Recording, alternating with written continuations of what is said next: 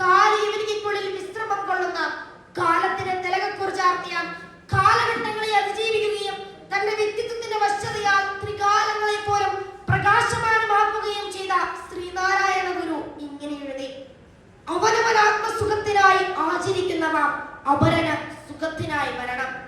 കേരളത്തിന്റെ മഹാനായ ആത്മീയ ഗുരു, സാമൂഹ്യ പരിഷ്കർത്താവ്, മാറ്റങ്ങൾക്ക് തന്ത്രങ്ങൾ സൃഷ്ടിച്ച മഹാൻ, അനുകമ്പയാണ്ടവൻ ശ്രീനാരായണ ഗുരു മനുഷ്യന്റെ വാക്കിലും പ്രവൃത്തിയിലുമുള്ള സകലവിധ വ്യത്യാസങ്ങളെയും ഒഴിവാക്കി മനുഷ്യരെല്ലാവരും അദ്വൈത സത്യത്തിന്റെ സ്ഫുരണങ്ങളാണെന്ന് കണ്ട ശ്രീനാരായണ ഗുരു നാം എല്ലാവരും ആത്മസഹോദരർ എന്ന് പാടി. ജാതിഭേദം മതദ്വേഷം ഏതുമില്ലാതെ സോദരേതനാ വാഴുന്ന മാതൃകാ സ്ഥാനം ഇത്. ഈ സന്ദേശം പറഞ്ഞു വെക്കുകയല്ല, എന്റെ ജീവിതമാണ് എന്റെ സന്ദേശം എന്ന ഗാന്ധിജിയുടെ വാക്കുകൾ സ്വജീവിതത്തിൽ പ്രാവർത്തികമാക്കുകയാണ് ശ്രീനാരായണ ഗുരു ചെയ്തത്. കർത്തവ്യനിഷ്ഠയുടെയും കർമ്മവിശുദ്ധിയുടെയും ഉത്തമ മാതൃകയായ ഗുരു. ഐത്തം ഹിന്ദു സമുദായത്തെ ആകെ ബാധിച്ച മഹാവിപത്താണെന്ന് പറഞ്ഞ അദ്ദേഹം ഐത്തോച്ചാടനത്തിനും സഞ്ചാര സ്വാതന്ത്ര്യത്തിനും വേണ്ടി മറ്റു സമുദായങ്ങൾക്കൊപ്പം കൈകോർത്തു. രാജ്യ താല്പര്യങ്ങളും മതേതരത്വവും ജനാധിപത്യവും കാത്തു സൂക്ഷിക്കുന്നതിൽ ബദ്ധശ്രദ്ധനായിരുന്നു ഈ യുഗപുരുഷൻ. ജാതിയുടെയും മതത്തിന്റെയും പ്രാദേശികതയുടെയും പേരിൽ കലയിക്കുന്ന സമകാലീന സാഹചര്യങ്ങളിൽ അദ്ദേഹത്തിന്റെ ദർശനങ്ങളുടെ കാലിക പ്രസക്തി ഏറി വരികയാണ്. സമത്വവും ഐക്യവും തുടരുന്നതിനും സാമൂഹ്യ നീതിയും മനുഷ്യാവകാശ സംരക്ഷണവും ഉറപ്പുവരുത്തുന്നതിനും അദ്ദേഹത്തിന്റെ മാതൃക നാം പിന്തുടരേണ്ടതുണ്ട്.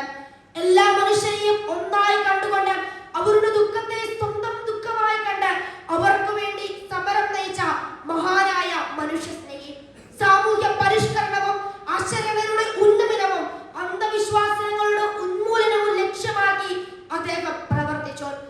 അനുകമ്പ, മനുഷ്യത്വം, കരുണ, ഈ മൂന്നാശയങ്ങളുടെ ലയനത്തിലാണ് ശ്രീനാരായണ ഗുരു തന്റെ ജീവിതം കെട്ടിപ്പടുത്തത്. നമുക്ക് മതങ്ങൾ ആവശ്യമില്ല, വിദ്യാഭ്യാസമാണ് ആവശ്യമെന്ന് അദ്ദേഹം പറഞ്ഞു വെക്കുന്നു. സാധാരണ ജനങ്ങൾക്കും പിന്നോക്ക വിഭാഗങ്ങൾക്കും സ്ത്രീകൾക്കുമായി വിദ്യാഭ്യാസ സ്ഥാപനങ്ങൾ സ്ഥാപിച്ചുകൊണ്ട് വലിയൊരു സംഭാവനയാണ് കേരളത്തിന് ശ്രീനാരായണ ഗുരു ചെയ്തത്. ദേവാലയങ്ങളെക്കാൾ സാമൂഹ്യ പുരോഗതിക്ക് അനിവാര്യം വിദ്യാലയങ്ങളാണെന്ന് പഠിപ്പിച്ച അദ്ദേഹം വിദ്യ കൊണ്ട് പ്രബുദ്ധരാകാൻ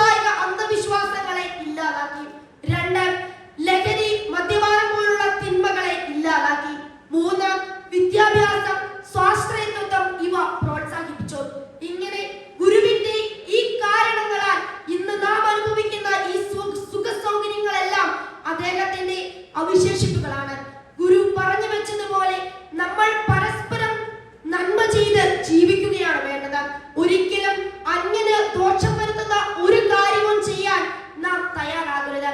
അനുകമ്പയാർന്ന ഒരു ജീവിതം നയിക്കുവാൻ, മറ്റുള്ളവരെ സന്തോഷിപ്പിച്ച് അതേസമയം നമ്മുടെ സന്തോഷം കളയാതെ ജീവിക്കുവാൻ നമുക്ക് സാധിക്കണം. അനുകമ്പയാ